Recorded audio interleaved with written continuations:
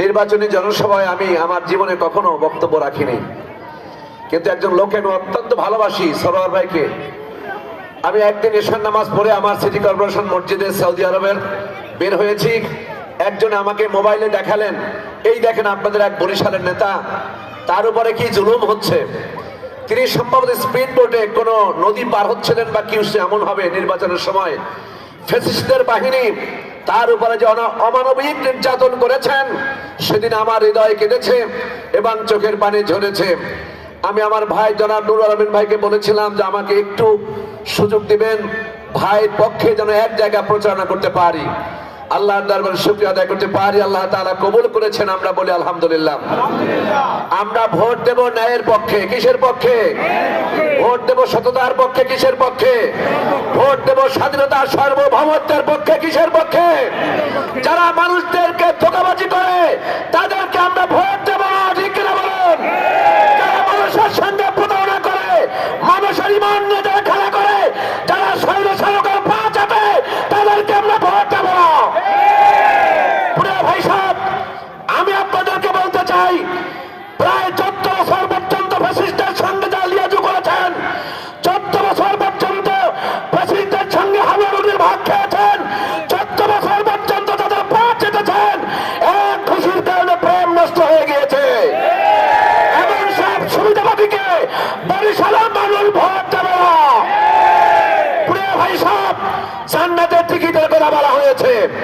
আশারায় বাবা সেরা 10 জন, দুনিয়ায় 10 জনকে জান্নাতে আল্লাহ রাব্বুল আলামিন ঘোষণা দিয়েছেন। একটা ভোট দিলে বেহেশতে যাবে। কেন? বেহেশত কি তোমাদের বাপের বাসার থেকে? মানুষদের ইমান নিয়ে খেলা করবেন না, মানুষদের সঙ্গে ধোঁকাবাজি করবেন না। এদেশ 56,000 বর্গ মাইলের বাংলাদেশ, প্রতিটা পরতে পরতে শহীদের রক্ত আছে। এদেশ কাউকে খেলা করতে দেওয়া হবে না। প্রিয় ভাই সাহেব, 2001 সনে মক্কা বিশ্ববিদ্যালয়ে পড়তে গিয়েছি। প্রথমবার যখন হজ করতে গেলাম, দেখি শুধু নিম গাছ আর নিম গাছ। আমি ভাবলাম এই গাছগুলো কিসের গাছ? তো আমাকে আমার এক সৌদি বন্ধু বললেন, তুমি জানো না? আমি বললাম না, জানি না। বলে এটা হলো জিয়াটিরি। জিয়াটিরি আরাফাতের ময়দান 100 স্কয়ার ফিট হবে, এদিকে 100 মাইল, এদিকে 100 মাইল। সেই পুরা ময়দানটাকে শহীদ হোসেন জিয়াউর রহমান একটা গার্ডেন করে দিয়েছেন। কিয়ামত পর্যন্ত কোন হাজির গরমের কষ্ট সহ্য করতে হবে না। আমি আজ আপনাদের সামনে সেই শহীদ জিয়ার আদর্শ উজ্জীবিত জনাব মুজিবুর রহমান সরোয়ার সাহেবের জন্য ভোট চাইতে এসেছি। আপনারা কি সরোয়ার সাহেবকে ভোট দিবেন? সবাই ভোট দিবেন।